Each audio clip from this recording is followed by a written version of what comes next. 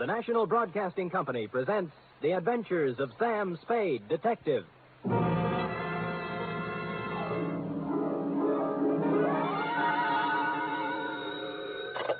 Spade Detective Agency. Me, sweetheart. Sam, where have you been? I don't know what to tell them. Tell who? The reporters, everybody. They all say you're the first private detective in the history of San Francisco to get rich honestly. Oh, Sam!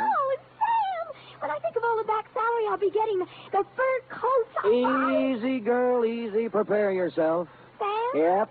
You mean... The $50,000 is not available to employees of the network or sponsor, which unfortunately I happen to be. Sam! But cheer up, girl. Think of the taxes we'll save. Now, make everything fast. I'm on my way.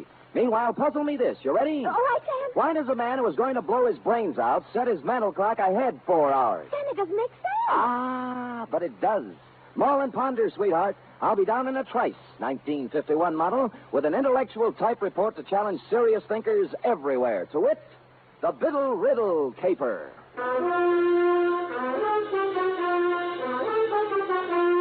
For NBC, William Spear, radio's outstanding producer, director of mystery and crime drama, brings you the greatest private detective of them all in The Adventures of Sam Spade. All alone by the microphone. Effie? Sam, I just can't get anywhere with this. Never kick on the third down, Cherub. Give it another No, try. it's no use, Sam. I'm mentally through. Well, you know best. I just give up. Sam, Huh? what are those funny little bumps on your cheek? Go ahead, guess. Smallpox? Cake? You get more. Look like little waffle marks. That's what happens when somebody hits you with a microphone, sweetheart. Now, if you look closer, just above the marks, under my eye, Oh, yeah. clearly and distinctly, in reverse, of course, the 3 letters of a network known far and wide for its hospitality to unemployed private detectives. You mean? Shh, not here, girl. Poise the pencil. Who knows? A sponsor may be listening. Ready? Yes, sir. To Mr. Tracy Abbott, Drake Carlton Hotel, copy to Dundee at Homicide. From Samuel Spade, license number 137596. Subject, the Biddle Riddle caper. Dear Tracy, it had a nice conventional start, this one. A nice conventional phone call telling me to drop up to room 402 of the Drake Carlton around 3 in the afternoon. But when I got there, I found that over the nice conventional number on the door was hung a temporary sign reading Olympic Radio Productions. Tracy Abbott, editor, director, and producer. Bidding farewell to the nice conventional part, I made bold to enter the door. Abbott, 5'8" of solid Hollywood, was waltzing with what I took to be a musician, composer, or some such. We open Cold Bunny like this. Now, Killer at Large. Banging with the theme. Theme. Bum, bum, bum, bum, bum, bum, bum, bum, bum. Bum, bum, bum, bum, bum, bum, bum, bum. A great big wonderful chord there, Bunny. Check. Check. And then the teaser. Quote, don't go away, you out there. Stick right close to that radio set of yours, because the next half hour might put $50,000 in your pocket. Yes, $50,000 will be paid by the sponsors of this program for information leading to the arrest and conviction of a killer at large. Tonight, that's it, sustain the chord. Yeah. Tonight, the murder, tremolo. Tonight, the murder of Carol Stevens. Then, da-da-dee-bum-bum-bum-bum-bum-bum. Check. What's that? Cymbal crash. Do it again. Don't need it. Check. Check. Big, wonderful, lush. That's the word, lush. With scope and sweep and power. I got it. Well, I'll get as lush as I can with 8 pieces. Scope, sweep, importance. Gotta sound important. Check. Check.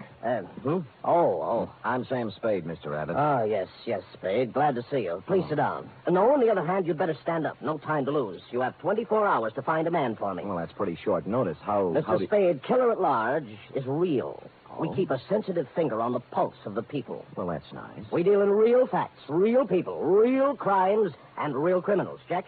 Just how do you do this? How do you accomplish all this on the radio budget of today? Now, you see before you, Spade, the mechanical marvel which makes this possible, the tape recorder. You're familiar with the tape recorder? Oh, more or less. Check. Tomorrow night at 9 p.m. PST, with the aid of the tape recorder, we shall reconstruct one of San Francisco's more sensational, unsolved crimes. The murder of Carol Stevens. You mean the burlesque dame 3 years ago? 2 years, 8 months, and 29 days. You remember much about it? Well, let me see. She turned up dead on the floor of her apartment, didn't she? Check. Victim of the well-known blunt instrument. In this case, a bronze bookend carrying the bas relief of Abraham Lincoln. Much ado. Headlines by the yard, a parade of witnesses, but no arrests, period.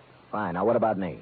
Our show, Spade, is made up of the simple, honest, spontaneous statements of the witnesses themselves. Mm-hmm. We're set on this one except for one man, the most important one in the case, of course. Oh, who's that? Jimmy Biddle, the doorman at the Broadway Burlesque, at the time the Stevens girl was killed. Oh.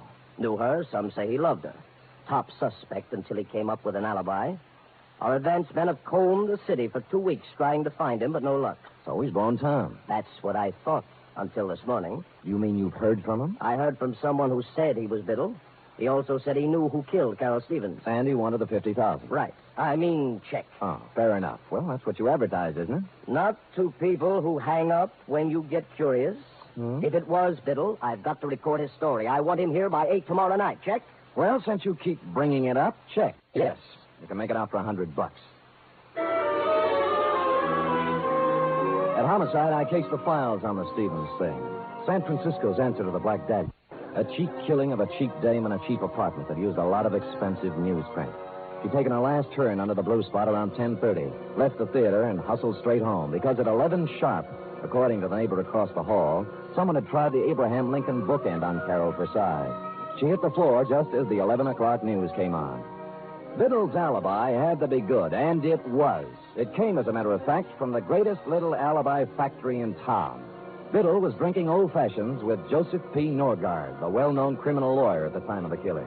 So I trotted over to Norgard's office on Market Street, found him tied up, and settled down in the waiting room next to a gimlet-eyed youth in a neon-striped suit who looked like he made a living sticking up crap games. He was filing his nails. Buddy. Yeah, buddy? You sure you're in the right office, buddy? Positive, buddy. I just thought I might save you some trouble, that's all. Sam Spade, ain't it? Hey, you're a smart kid. I try hard. I still think you'd be wise to blow. Now, this is quite a turn you do, buddy. Study nights with Richard Woodmark. Sam, I told you I want to save you a bad time. You're a nice guy. Thank you. Must be a lot of things you can do around town to make a buck without coming here. Now, why don't you lift it out of that chair? I'm not going to do it, Mr. Norgard, and that's fine with me. I'll get with you later. Bye, buddy.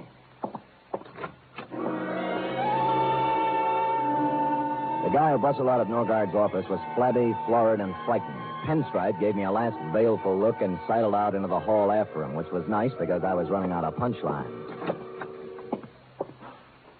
Luke, I thought I told you to. Oh. Mr. Norgard? I am? I'm sorry to barge in. My name's Spade. I'm a private detective. Of course you are. And a hungry one. Well, we're polite in here, too. Why do you say that? You're the fourth today. Oh? I'm about to prepare a mimeograph statement entitled, What I Know About the Stevens Case, or You Too Can Make $50,000. Like a copy? You know, I can't remember when I've been treated so nice. What do you know about the Stevens case, Mr. Norgard? It's all in the homicide file. On the fateful night, I ran into Jimmy Biddle as I was coming out of a bar in Chinatown. He'd hit the skids.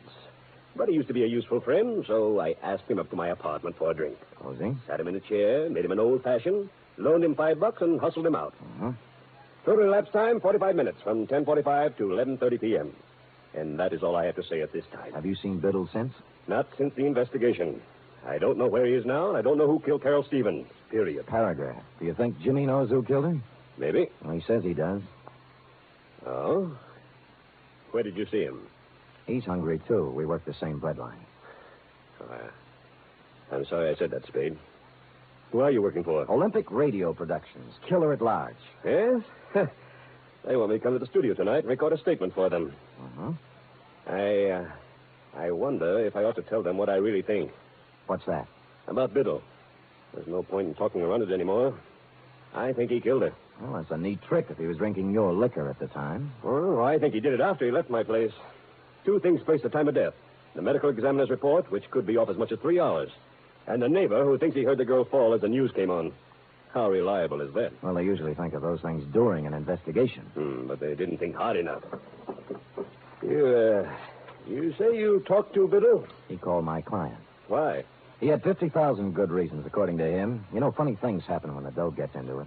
Bought people don't stay bought. Lost people get found. Yeah. Well, I've told you all I know, Spade. If you have no more questions. Oh, just one more. Who's the little weasel in the pinstripe?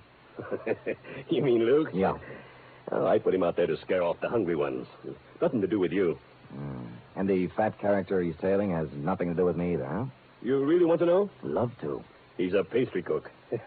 I'm representing his wife in a divorce action. Thinks he's Casanova. Pressure cooker, eh?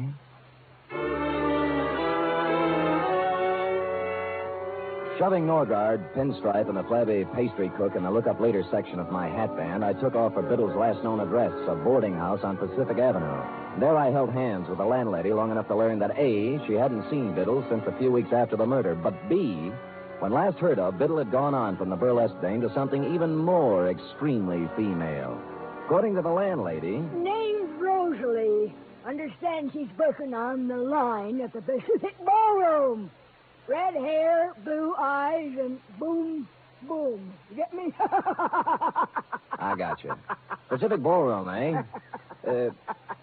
Would you do that last again? Boom, boom. Yeah, just checking. Thanks, Mrs. Landlady.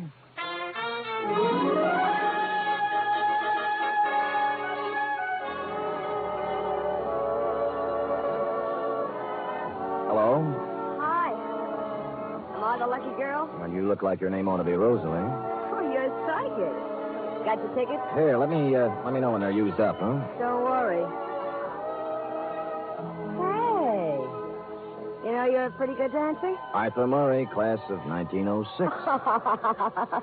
Only I didn't come here to dance. Oh. I'm looking for Jimmy Biddle, you know him? Yeah, I know him. You a cop? Not exactly. Oh, what's the difference, cop or no cop? You'll find him one of these days. Where? In the bay, maybe. Or the morgue. He knows it. That's the funny part. He knows it, and he can't do anything about it. It's got him. Rosalie, baby, look, I'm not... That's enough about Jimmy. Let's dance, huh? That's what you're paying for, isn't it? Well, come on. Where is he? You're wasting your time. I won't sell him out. I'm through with him, but I won't sell him out. Ah, here's your ticket.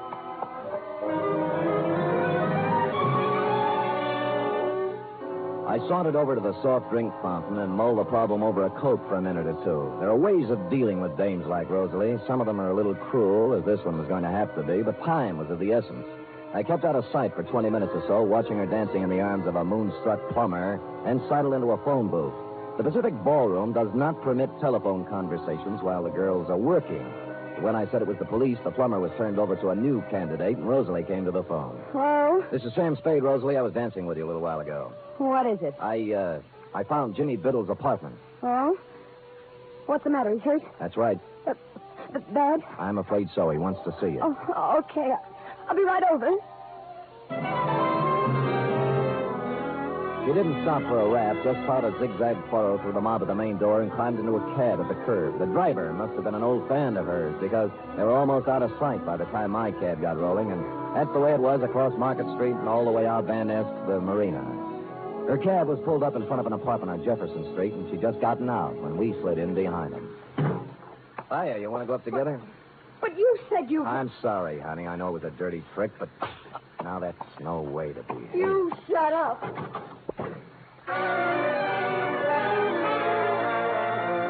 The gold card holder by the doorbell listed the tenant as W.R. Smith. Mr. Smith was evidently not home.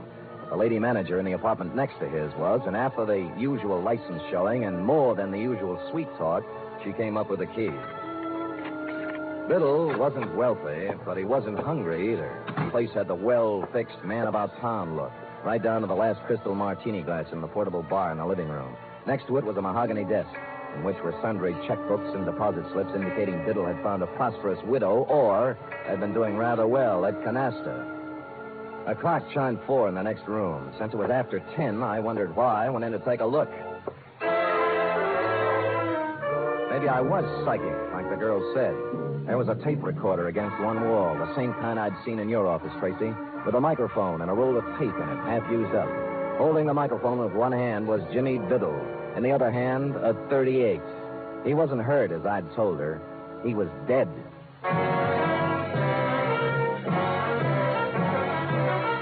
You are listening to the weekly adventure of radio's most famous detective, Sam Spade.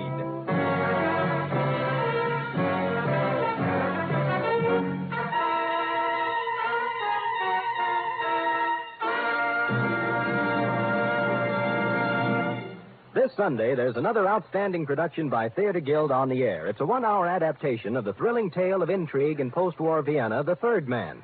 Joseph Cotton and Senior Hasso star in this Theater Guild on the air broadcast. And Sunday over most of these NBC stations also means The Big Show, an hour and a half of the finest in comedy, music, and drama. Tallulah will be your hostess, and just listen to a few of the stars. Fred Allen, Marlene Dietrich, Danny Thomas, and Fran Warren. There'll be many more, too, so tune in this Sunday and every Sunday for The Big Show.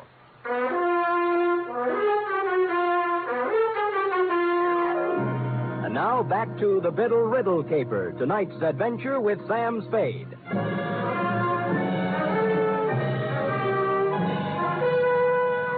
In accordance with Chapter 5 of the Private Detective's Manual entitled How to Keep Your License, I called Homicide and gave him the facts and figures, then went back to the study. Jimmy Biddle was surrounded by props like part 1 of a photo-crime puzzle. I carefully reached over his shoulder and pressed the button on the tape recorder. My name's Jimmy Biddle. The DA will remember me. We saw a lot of each other during the week after Carol Stevens hit the deck in her apartment 3 years ago. At just about this time of night. I fooled him then. I could probably go on fooling him, but I'm tired of it. I'm tired of living this way. So here it is. I knew Carol Stevens well. I was crazy about her, and I was jealous, too. That's why I killed her. Thought I could go on and on, playing hide-and-go-seek for the rest of my life, but sooner or later this kind of thing gets too heavy to pack around. You gotta get rid of it, one way or another. Period. End of report. I rousted the landlady again, and we went over the room together. A helpful type landlady. She contributed 1,000-odd bits of gossip about Jimmy Biddle, only one of which struck me as interesting. She'd come in this morning, she said, to clean his apartment, and among other things, had wound and set the 8-day clock on the mantel. The same clock, which was now exactly 4 hours fast. Looking closer at the tape recorder, I saw a small label pasted above one of the knobs, reading Murgas and Reed, recording technicians. Next scene, the manufacturing section of Sansom Street. A 5-story building, all dark at this hour, except for a light in the office on the second floor back, which happily turned out to be D1. Murgas? Reed! Anybody! Hello. What do you want? Well, the pastry cook. I'm sorry. We're closed, you see. Office hours 9 to 5. Now, wait a minute. Just a minute, pastry cook. I'm not a pastry cook, sir. My name is Murgas. I am one of the proprietors here. Just a moment, sir. Sorry. It was getting cold out in the hall. Oh, so you're Murgas, huh? I am. And I don't care who you are. I know all about it, sir. I know it wasn't a practical joke. What wasn't a practical joke? That tape. You can march right back to the man you're working for and tell him he can't buy me off. Is that clear? Not very. There's no use denying it. I saw you in his office this afternoon when he threatened me. Oh, get down, okay? What is it? Oh! I crawled out on a fire escape in time to see my buddy in the pinstripe suit hit the bottom. The alley, praise be, was blind at one end, so Luke took off toward the street. I caught him in one leg. He stumbled, fell, smacked his head against the brick wall of the alley, and took the count. I was frisking him when a prowl cop who'd heard the shots moved up. I convinced him I wasn't rolling a drunk and left him to run back upstairs. Murgas? Murgas? Here. I better get you to a hospital. Who are you? Sam Spade. I don't work for Norgard. Right now I'm trying to hang a murder rap on him. Told me it was a practical joke. A gag. What? Tape. Jimmy Biddle. Tape. Jimmy rented the machine from you and made the tape himself, right? Yes. He... Norgard What about Norgard? tried to beat me into it. Beat me. Wouldn't give it to him. Give what? Tape. No.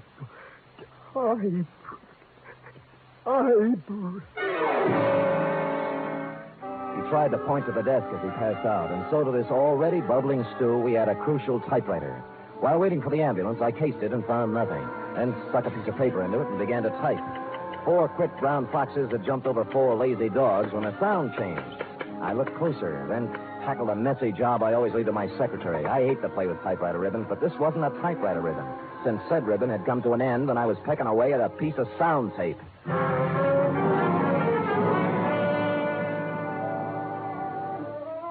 Come on, Rosalie. No, I don't want to talk. Look, come on. My feet are even more tired than they were an hour ago. Okay, you first. All right, now. I'm sorry, Mr. Spade. I thought you were lying when you said Jimmy was hurt. Look, let's not go into that now. He was blackmailing Norgard, right? I don't even know who Norgard is. You knew Jimmy was shaking someone down, didn't you? I never knew where he got his money. I just know it was dirty money. He'd laugh and say he was living high, but not for long. He never mentioned Norgard? No, he just said he was going to make $50,000 on a radio program. Did he say how? Singing. I thought he was kidding, then he showed up with that tape recorder. Well, he wasn't kidding. Then what? He wanted to be alone, he said. He was going to make an audition and send it to a sponsor. That's where he made the mistake. He sent it to the wrong sponsor. Huh? He figured to hit Norgard for the biggest touch of all. Thought hearing it might make him dig deeper. So he recorded his statement, sent it to Norgard for a sample. But there was something he didn't think of. What do you mean? He should have studied up on his tape recorders, baby. With a pair of scissors and a good technician, Jimmy's eyewitness account turned into a first-class confession. The final phase of the Biddle Riddle was, as you will recall, Tracy, enacted on one of the sound stages of the nation's leading network, where, as you will also recall, you were busily transcribing the testimony of various witnesses on the Carol Stevens case. How you got him there, I'll never know. But there he was, as big and legal-looking as ever, perjuring himself once more into one of your microphones. I walked out of the Twin Dragon on Grant Avenue. As I remember it now, Biddle was across the street. He apparently recognized me, though. Excuse me, will you, fellas? What? Spade, you idiots. You ruined it. I'm sorry, Tracy. Oh, we'll have to start it over again, Mr. Norgard. Would you mind if I record a few remarks?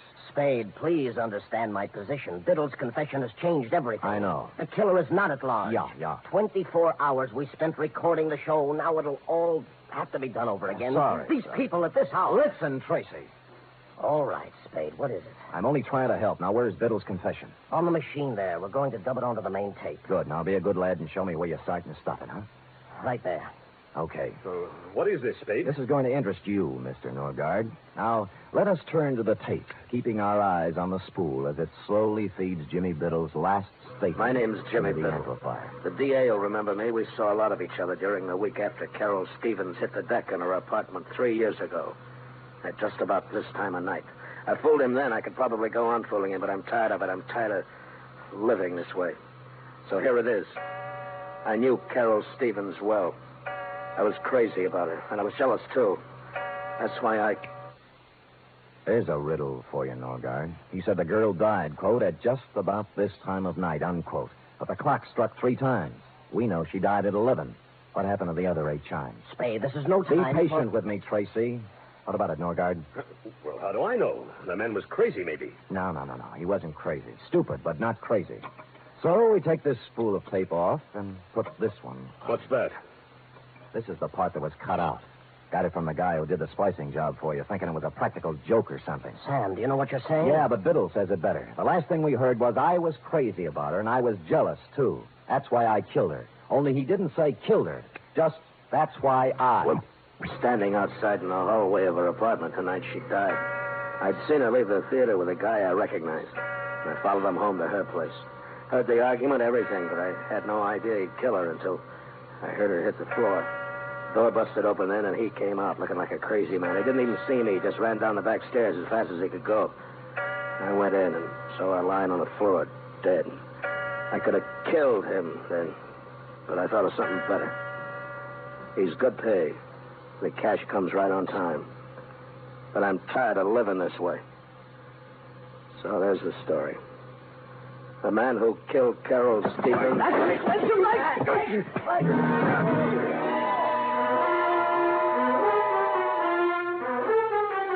Which is as far as Biddle got, since Norgard had grabbed a stand mic and slammed it into the recording machine. In the rhubarb which followed, he also slammed it into my face, which is why I carry the imprint of the nation's #1 network just below my right eye.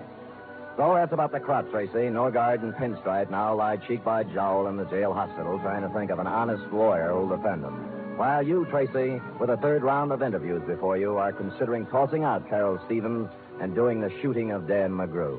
Period. End of report. Sam, how unfortunate. Unfortunate? You never got to explain about the clock. It was 4 hours fast. Why, sweetheart, that's self-explanatory. The clock said 4, you see? But it was 12. Biddle have been dead an hour, which makes it 11. Carry 1. Subtracting 4 from that leaves 7. 7. And assuming he'd been there an hour before that makes 6. Sam, what relentless logic. Just like Ellery Queen. Effie, on this program, we do not plug rival products. Now go and type that up while I figure this out. Scoot, scoot. Yes.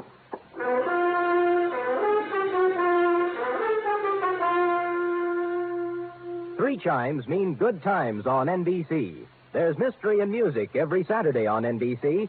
For Mystery Tomorrow, Herbert Marshall stars as the man called X. The man called X is a man without a name who travels the world over combating the forces of international espionage and intrigue.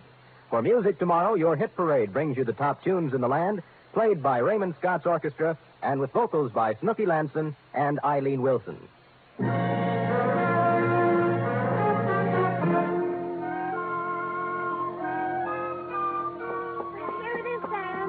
Thank you, dear one. I see by the furrows in your brow that you have not as yet solved the matter of the missing chimes. Oh, why Norgard set the clock ahead when he shot Jimmy Biddle? How to approach this? You realize Norgard cut a hunk out of the tape, Yes. removing Biddle's eyewitness account, setting him up as a suicide, right? But Sam... Don't make me change my grip, Eth. Though Biddle, by his own statement, made the recording at the time of the murder of Carol Stevens, to wit 11 o'clock. Now, in cutting out the crucial words, Norgard also had to cut out 8 chimes. This, he realized, would be noticed.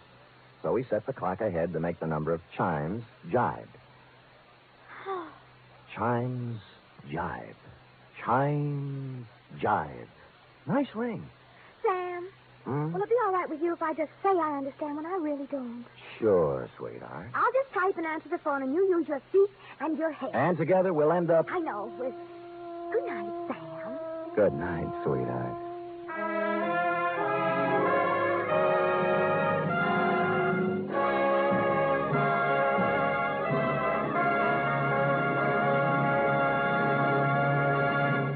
The Adventures of Sam Spade are produced, edited, and directed by William Spear. Sam Spade was played by Stephen Dunn.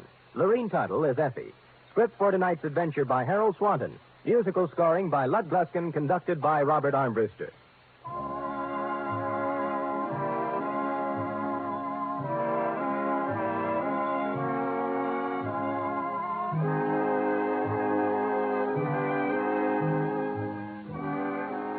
Join us again next week, same time, for another adventure with Sam Spade. Enjoy the magnificent Montague, then Duffy's Tavern on NBC.